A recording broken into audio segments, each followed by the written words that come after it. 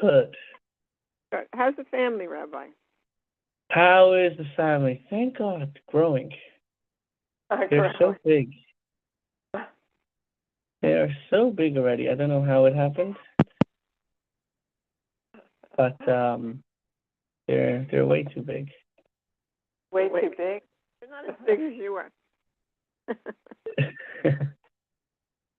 Where do they become teenagers? Oh boy. I need new photos. Yes. Well, how about you need to come? Okay, I can't blame you. I don't blame you. You'll feel better. I got about a month to go till the back heals. Please God. Another month. Yeah, maybe a little less. Wow. Yeah, I know. This has been some long trek. This has been a very long trip. Well, two different bones, so. Right. Sciatica between them. Mm. But getting there. Good.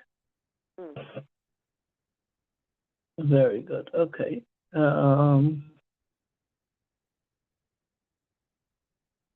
Anybody else join? Well, people will join in a minute, probably. Okay. Yeah. Hopefully. So.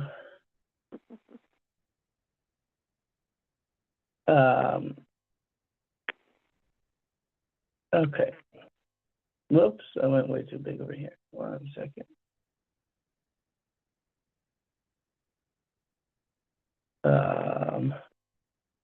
Susie comes back in a couple of weeks, right, Sue?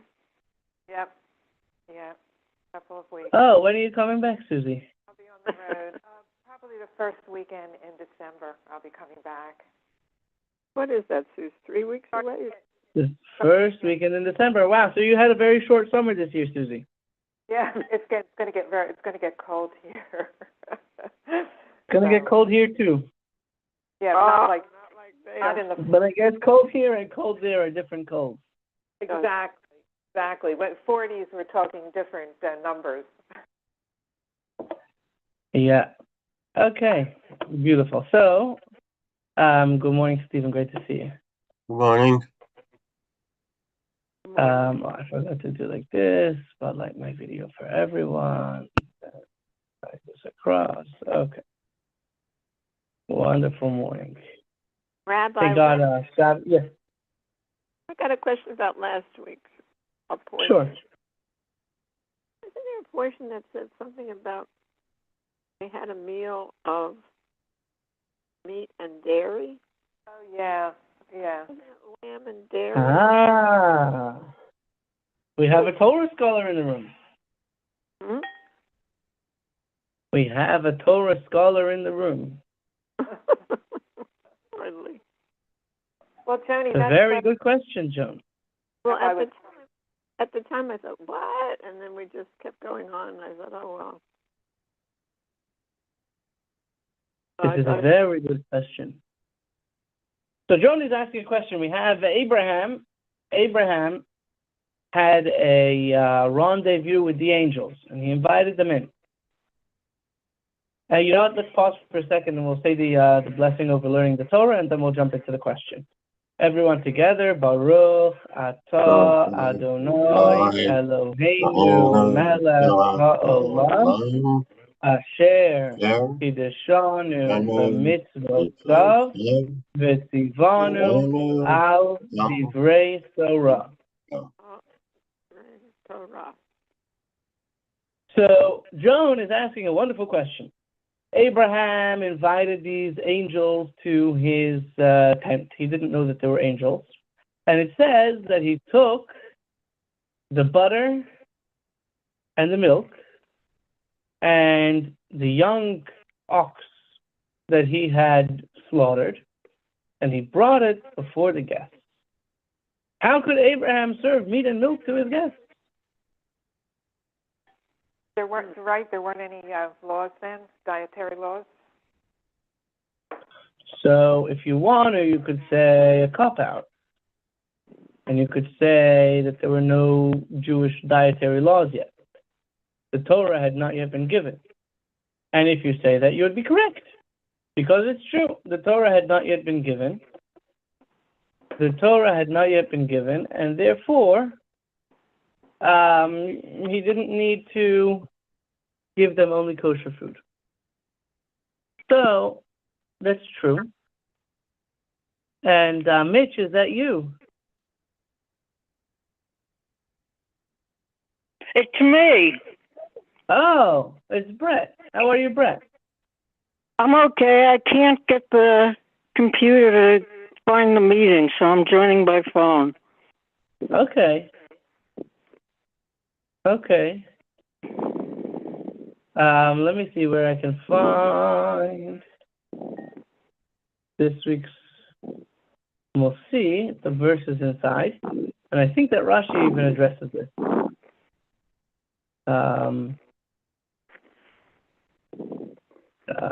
Where is this? Wait 1 second. I've gone too far.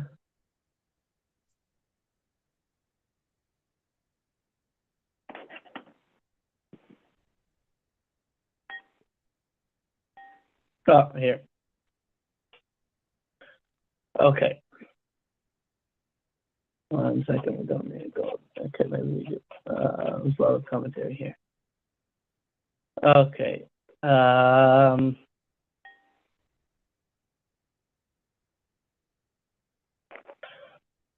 He said, Abraham said, if you can see the screen, the highlighted, and I will take a morsel of bread and sustain your hearts, and afterwards you shall pass on, because you have passed by your servant. So here we see from Abraham a very important lesson. Say a little and do a lot. He said, I'm going to bring you some bread, and he ended up coming out with a 5-course meal. Then it continues. And he took cream and milk and the calf that he had prepared, and he placed them before them. So the question is, how is it possible that he can bring meat and milk together?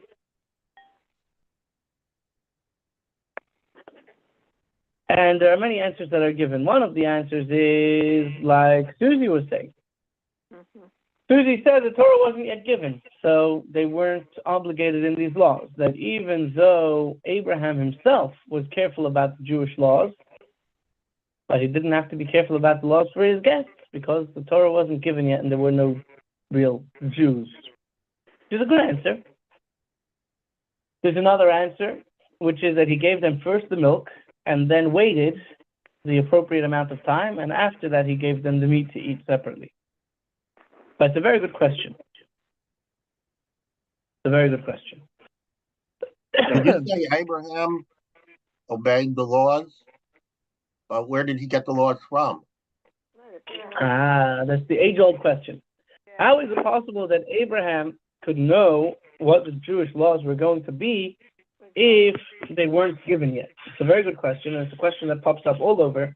It's also a question about Jacob and Isaac. They also were learning Torah and were studying its commandments. I don't remember whether it's a prophetic knowledge. It's discussed in many of the commentaries. If you look on Judaism.stack exchange, you may find something nice article there. That's a good question, and I don't remember offhand the answer.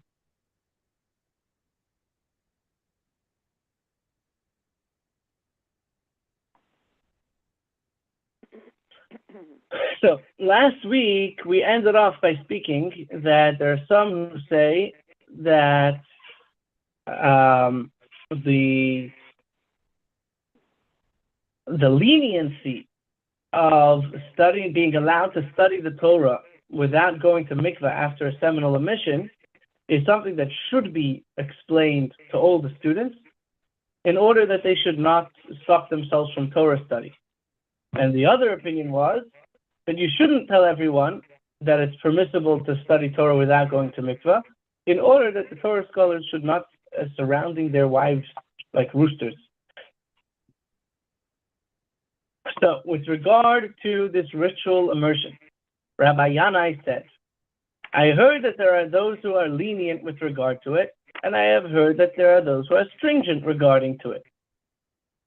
The halacha in this matter was never conclusively established, and anyone who accepts upon himself to be stringent with regard to it, they prolong for him his days and his years. In other words, a blessing shall befall those who are careful to go to the mikveh before learning after having a seminal emission.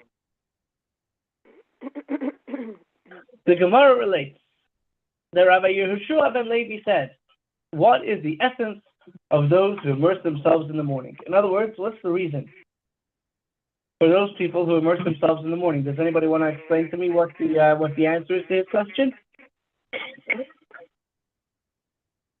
Cleanse themselves before prayer. Sorry? Cleanse themselves before prayer. I can't hear very clearly. Are you close to the phone? Oh, to cleanse themselves before prayer. Ah, very good. So the Gemara asks, how can you ask what is their essence? Isn't he the one who said that one who experiences a seminal emission is prohibited from engaging in matters of Torah and is required to first immerse himself?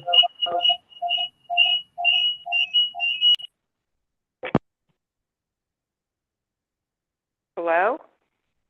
Okay, yeah, I think we're back. Jonah, by mistake, I muted you by mistake instead of Brett's other phone.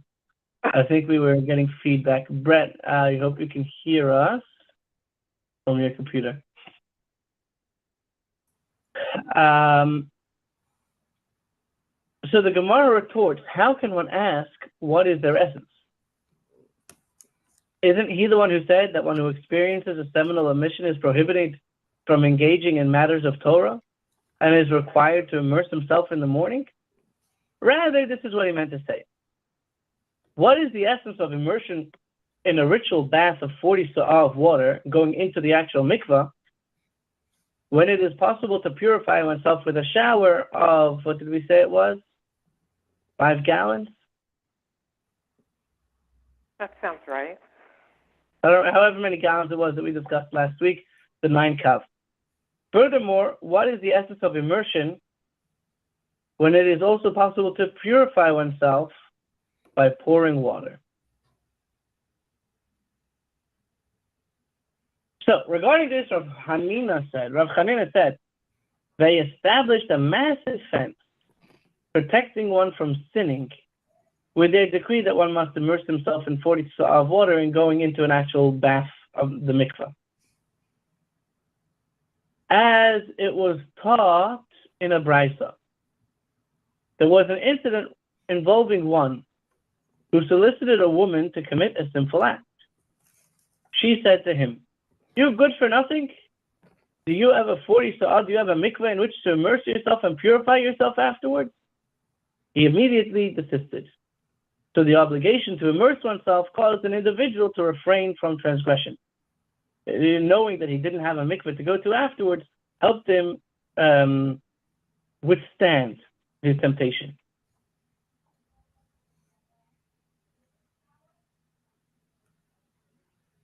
Funny story. Rav, sorry? It's a funny story. Yeah. Yeah.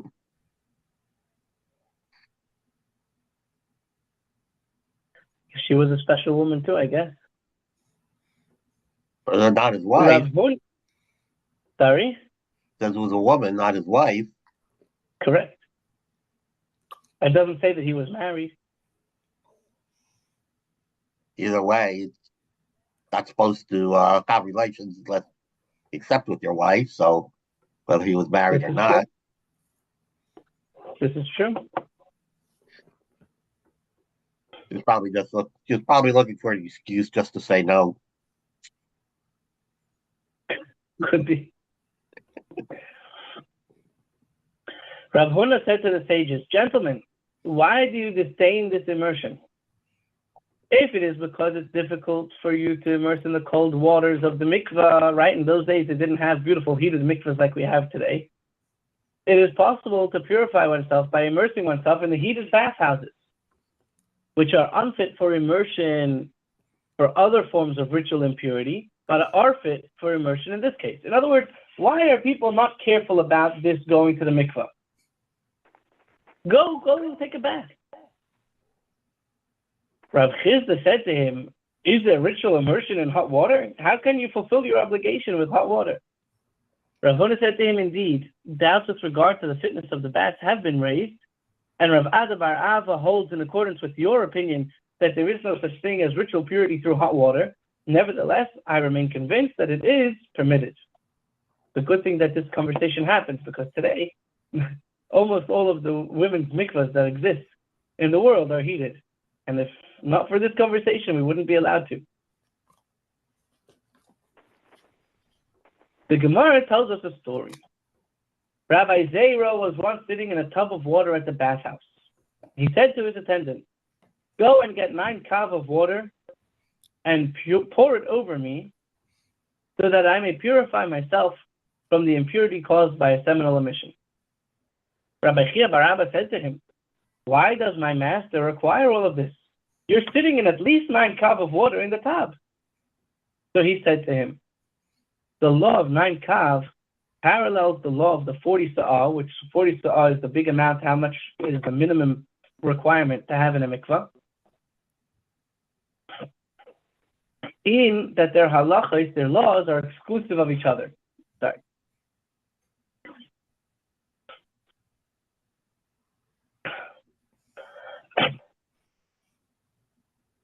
Just as a regular mikvah,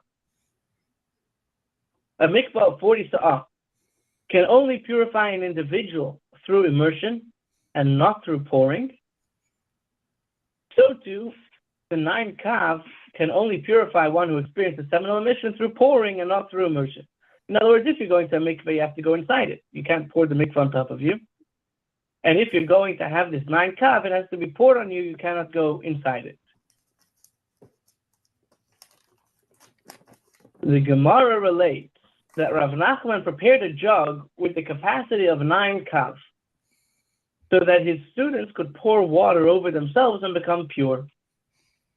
He had a shower station right before the entrance to the yeshiva with a big barrel of water and a jug that was 9 kav. The kids could pour it on themselves. The students could pour it on themselves when they were coming into the yeshiva. When Rav Dimi came from Eretz Yisrael to Babylonia, he said that Rabbi Akiva and Rabbi Yehuda Gelustera said, the halacha that one who experienced the seminal emission can be purified by pouring 9 kav was only taught for a sick person who experienced the emission involuntary.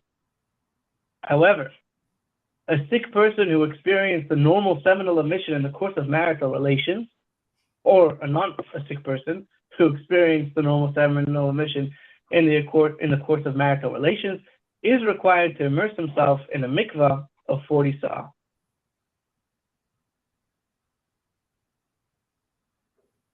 Rav Yosef said, in that case, if it's true that this leniency of pouring 9 kav over you only works if you're sick and the seminal emission happened involuntary, then the Gemara gets poetic over here and says, Rav Nachman's jug is broken. Meaning, this jug that Rav Nachman prepared for his students is of no use, as few people fall into the category of sick people who experience seminal emissions. Nevertheless, when Ravin came from Israel to Babylonia, he said that in Usha was one of the cities with a big Talmudic academy. There was an incident. Over here, we're going to clap ourselves on the back that we have finished page 22a. What was the incident in Usha? I made a blessing already before. I'm going to take a sip of water and say l'chaim.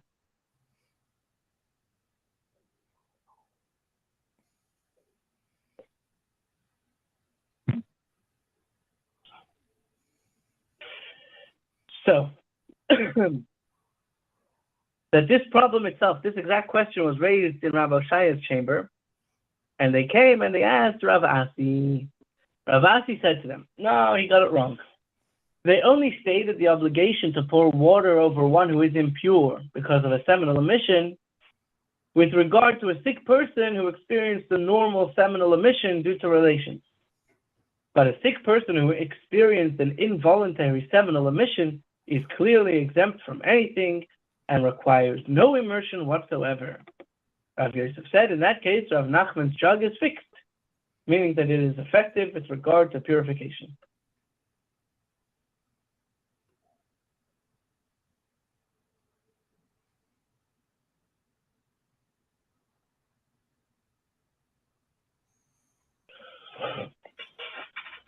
Up to now, the discussion has focused on various problems pertaining to the laws of immersion as they concern one whose impurity is due to seminal emission. The Gemara asks, since all of the Amoraim and Tanaim, Amoraim are the sages in the time of the Talmud, of the Gemara, and the Tanaim are the sages in the time of the Mishnah, and they're all disagreeing with regard to the decree of Ezra. Ezra was the one who decreed that someone who experienced the seminal emission has to go to the mikvah. Let us examine how Ezra instituted this ordinance. What was the background behind this decree, as it is not an uncommon circumstance, and we can see how they conducted themselves. Abaye said, Ezra did not institute a sweeping ordinance concerning every case of one who experienced the seminal emission. Rather, he instituted only that a healthy person who experienced the normal seminal emission is required to immerse himself in 40 sa'ah in a mikvah. While for a healthy person who experienced an involuntary seminal emission, 9 kav are sufficient. A shower of 9 kav is sufficient. And the Amoraim came and disagreed with regard to a sick person. One sage held that a sick person who experienced the normal seminal emission is like a healthy person who experienced the normal seminal emission and would need to go into a mikvah of 40 sa'ah. While a sick person who experienced an involuntary seminal emission is considered like a healthy person who experienced an involuntary seminal emission and would need to be poured over 9 kav, a shower of 9 kav. However, another sage maintained that a sick person who experienced the normal seminal emission is considered like a healthy person who experienced an involuntary seminal emission, and consequently requires only that 9 kav be poured over him, while a sick person who experienced an involuntary seminal emission is exempt from any form of immersion or purification. Now, Rava argues on the whole thing. He says, 1 second. When Ezra made his distinction, when Ezra made his decree, did he ever say anything about 9 kav? He only spoke about going to a mikvah. So, Rava said, although Ezra instituted immersion for one who experienced the seminal emission, did he institute the pouring of 9 kav? Didn't the masters say that we have a tradition that Ezra only instituted immersion for those who experienced the seminal emission? Rather, Rava said we must explain that the diverse opinions developed after Ezra's decree. Ezra himself instituted immersion in 40 sa'ah for a healthy person who experienced the normal seminal emission. That was his decree. His decree was a healthy person who had a regular seminal emission due to marital relations must go to the mikvah. And the sages came and instituted that a healthy person who experienced an involuntary seminal emission does have to do something, but doesn't have to go to the mikvah. It's enough to have a shower of 9 kav poured over him. And then the Amoraim came and they disagreed with regard to a sick person. One sage held that a sick person with a normal seminal emission is like a healthy person with a normal seminal emission and has to go to the mikvah. And someone who's a sick person who has an involuntary seminal emission is considered like a healthy person who experienced an involuntary seminal emission and would need only a shower of 9 kav. And the other sage maintained that only a healthy person who experienced the normal seminal emission is required to immerse himself in 40 sa'ah, while a sick person who experienced the normal seminal emission is considered like a healthy person who experienced an involuntary seminal emission requiring only 9 kav. But a sick person who experienced an involuntary seminal emission is exempt from any form of immersion or purification. And Rava says that the halakhic ruling is in accordance with the first opinion, which is a healthy person who experienced a normal seminal emission or a sick person who experienced a normal seminal emission require going into a mikveh of 40 sa'ah. But a healthy person who experienced an involuntary seminal emission suffices with 9 kav.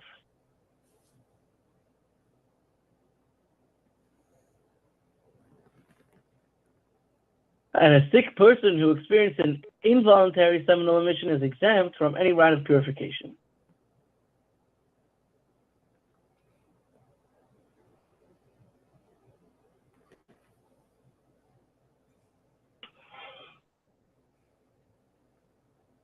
The stages taught in a Tosefta. Tosefta is similar to a Brisa from the times of the authors of the Mishnah, but it was not included in the Mishnah.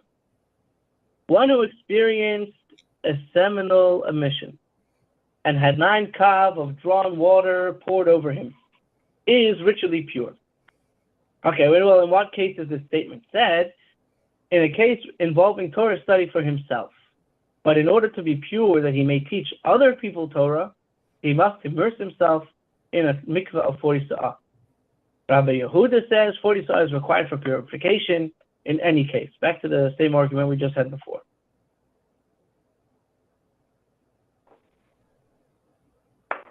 With regard to this issue, a dispute arose between Rabbi Yochanan and Rabbi Yeshua ben Levi, and Rabbi Elazar and Rabbi Yossi, the son of Rabbi Chanina. One member of this pair and one member of that pair disagreed with regard to the first part of the Tosefta. One said, that which you said, in what case is this statement said? In a case involving Torah study for himself. But in order to purify himself that he may teach others, he first has to go into national mikveh. That is talking about a sick person with a normal seminal emission. But for a sick person who experienced an involuntary seminal emission, 9 kav is sufficient even for teaching others. And the other one of them said that anyone who teaches others, even if he was sick and experienced an involuntary seminal emission, is not pure enough to teach others until he goes to a mikveh of 40 sa'ah. And then one member of this pair and one member of the other pair disagreed with the end of the Tosefta as well. What does it mean? One said that which Rabbi Yehuda said, that 40 sa'ah in any case was only taught when the water is in the ground, in accordance with the Torah law of a ritual bath, but not if it was collected in vessels. In other words, if it was 40 sa'ah, which is enough water for a mikvah, but it's not a kosher mikvah because it was in a container, according to the first one, the first opinion, that would not be enough. And the other one said that because this is a lenient kind of impurity, and it doesn't take that much to get the person out of the state of impurity, even if these 40 sa'ah were collected in containers, they are sufficient for purification.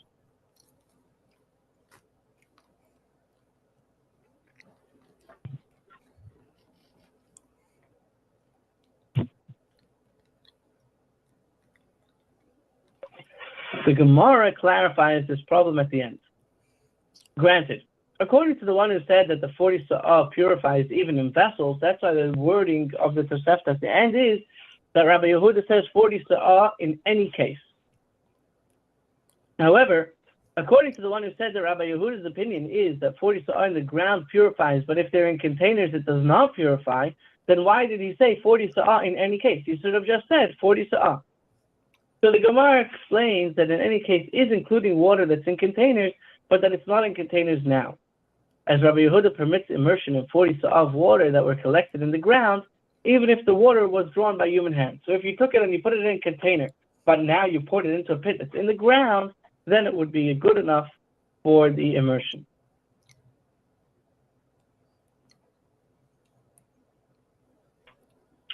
Story time. The Gemara relates that Rav Papa and Rav Huna, the son of Rabbi Yeshua, and Rav Bar Shmuel, the three of them were eating bread together. Rav Papa said to them, allow me to recite grace after meals for the group, because I am ritually pure, because 9 kav of water fell upon me. He took a shower. Rav Shmuel said to them, we learned in what cases the statement that 9 kav purified said is only involved only involving Torah study for himself.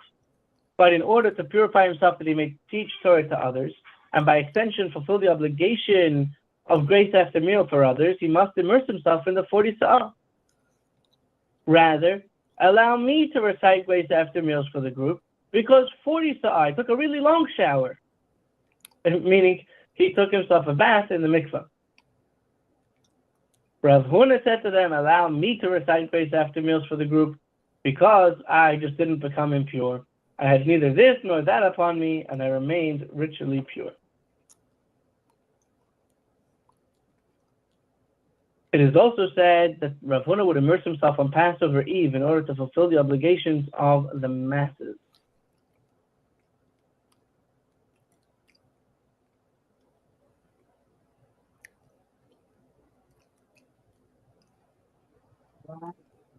However, the Gemara, in order that he should be able to teach everyone else, Rav Chama on the Passover Eve would know that he was going to have to teach a lot of people. So in order to do that, he made sure that he went to immerse himself in the mikveh.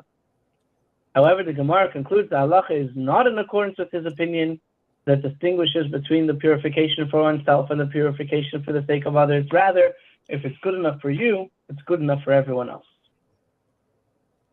What a discussion. Who's ready for the next Mishnah?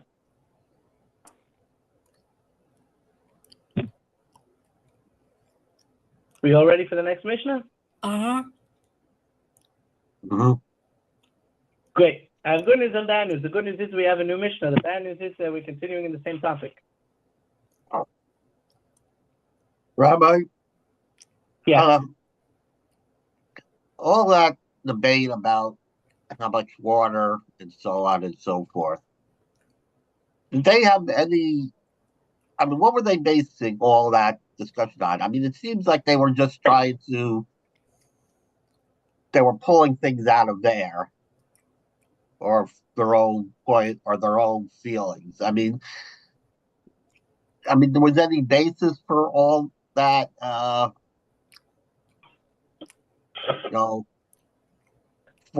40 versus 50 versus drawn versus natural spring water. I mean, it just seems like they were all, just making it up as they go. It's a very good question. The answer is that when we get to the laws of purity and impurity, you'll see how all of these numbers and all of these topics have a basis in Jewish law when it comes to mikvah. That's the short answer. Okay. Does that answer your question? Yeah, I mean, as long as I know that there's some basis, at least that we haven't discussed with. I mean, that's okay. Yeah. Okay, perfect. So now the next Mishnah contains various statements with regard to individuals with different types of ritual impurity, as well as the need to distance oneself from filth and impurity. One who is standing in prayer, the Amida, and he recalled that he experienced a seminal emission, and according to this opinion, he is prohibited from praying. He should not.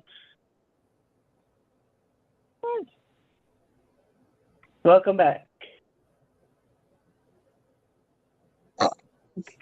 Rabbi? Joan, is that you? Yes. I couldn't speak on my other phone. I don't know what happened. I had a question. I'll tell you what happened. What happened is that I, by mistake, muted you instead of Brett when she joined from the computer, and we were getting double feedback. So I apologize for that. That was my mistake. Oh, okay. Is there a mikvah near here? Is there a mikveh near here? Yes, there is. There are a few mikvahs. There's a beautiful mikveh in the Chabad of Inverary. Beautiful. They just finished the renovations maybe a year ago. Around a year ago. It's a beautiful mikveh. Okay. They have a women's mikveh and a men's mikveh.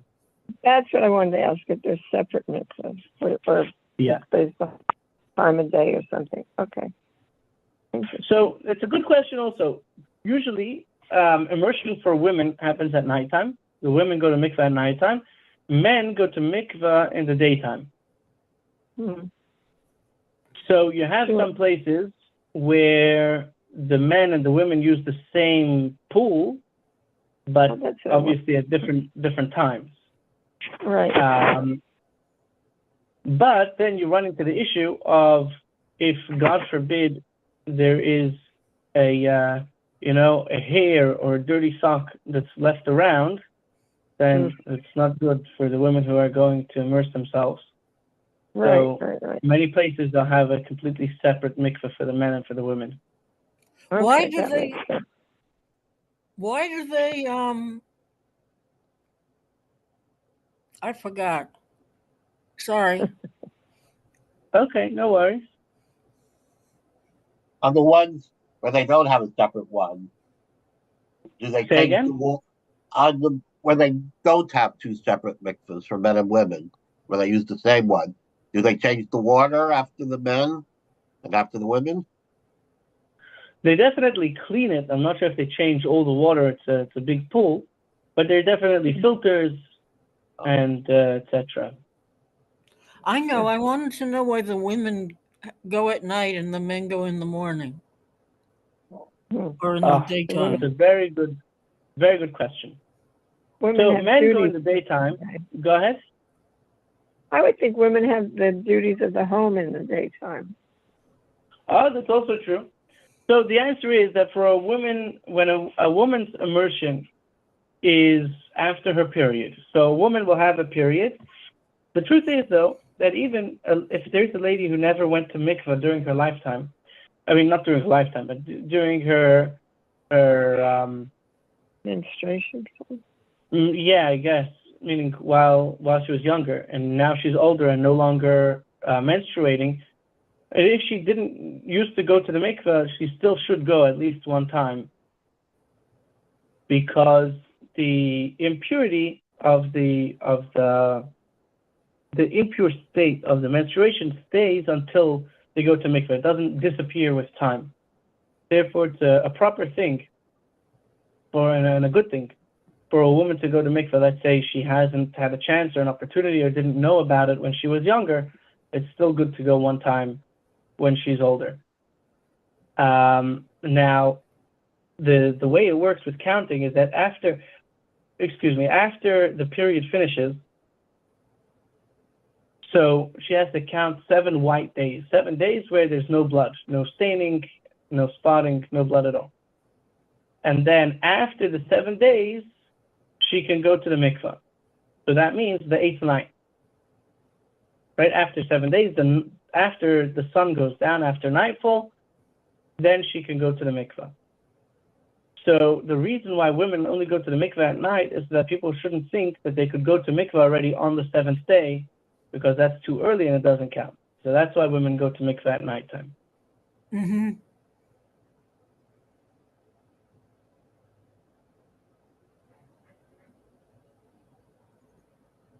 So back to the Mishnah, and if anybody would like to hear more about, maybe if any of the women on the call would like to hear more about mikvah, you can reach out to Nechama. She knows a lot more about the women's side of mikvah. Okay. So if there's someone who is standing in prayer and he realizes that he has experienced a seminal emission, and according to this opinion, he is prohibited from praying, right? According to the opinion that he's permitted to pray, then of course he should continue praying and finish praying. But according to the opinion that he is prohibited from praying, he shouldn't stop and interrupt his prayer. Rather, he should abridge each individual blessing and make the prayer as short as he can. They stated a general principle. One who descended to immerse himself. And now it's coming the time for Shema. If he is able to get out of the water, cover himself, and then say Shema before sunrise. Because remember, we said that the best time to say Shema is right before sunrise. So then he should get out, cover himself with his towel, and recite the Shema. If not, if he doesn't have time to get out and dry himself off or cover himself up before the sun comes up, then he should cover himself in the water and recite the Shema there. Now, you have to be also careful that the water is not clear. If the water is like today's pools, where it's very see-through, so then he would have nothing covering between himself and his private parts, and he should not recite the Shema. So the water has to be a little bit dirty, but only dirty from the mud or the dirt from the bottom of the river. The water has to be a little cloudy. But if he may not, however, cover himself in either foul water, water that smells, or water in which flax was soaked, apparently that smells too, until he pours other water into it. So the water has to be colored, but not colored by things that make it gross. And in general, how far must one distance himself from urine and feces in order to recite the Shema? At least 4 cubits. So this is very applicable to people who have little kids in the house, making diapers, or even more applicable while they're potty training. If it comes the time to say the Shema, you have to be at least 4 cubits away from the urine or the feces. Another question also becomes with a catheter. If somebody's in the hospital and they have a catheter, are they allowed to pray? Are they allowed to put on tefillin? You would think that's special. The whole room is turned into a bathroom. Sorry? You would think that's a special situation. It's a special situation. They're exempt from reciting the Shema. Someone who has a catheter and should not put on tefillin. That's what I've been told. Okay.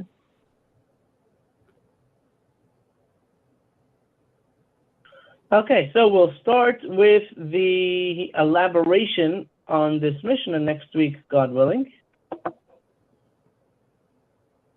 Where's my stop share? Here's stop share. Good to see you all. Thank you, Zalman, for coming. Thank you, Bela Esther, for coming. Thank you, Joan, for coming. Thank you, Susie, for coming. Tomorrow, we will discuss the candle lighting of women and girls. Why do women and girls light Shabbat candles? And what does that symbolize? The Jewish movement against assimilation. Standing strong in the face of evil. Looking forward to see everyone who could be there tomorrow at 11 a.m. Rabbi? Shabbat morning, yes. Is there any chance, not taping it or not zooming it, but at least, is there any way that you could, I guess it would be Zoom, doing the same thing at the Wednesday morning events? Oh, that's a wonderful question. Let me see if I can. If I can, I will call you in for sure. Thank you. You're very welcome. You're saying it's at 11?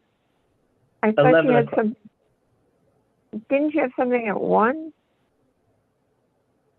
Or is that over? over?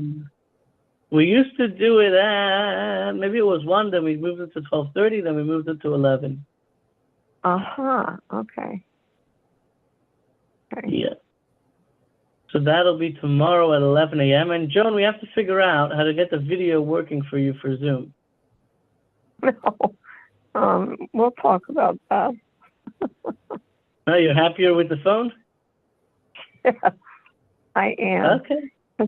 Because I wake up 10 minutes before this. Okay. Perfect. Thank What you, better Bob. way is there to start the day? Right. Then let's start So our thank study. you. Okay, so I'll do my best. I'm going to try and phone you in. Thank you. Susie, would you be Everyone, interested in that as well? Me? I would be interested. Okay, so let's see if we can do that. Thank you, Rabbi. Okie dokie, wishing you all. Sorry? I was just going to say, too, everybody have a lovely week. Yes, absolutely. Amen. And Shabbat morning services 10 a.m. and a Kiddush at 11:30. Take care, everyone, and we'll be in touch. Okay, Thank you, Rabbi.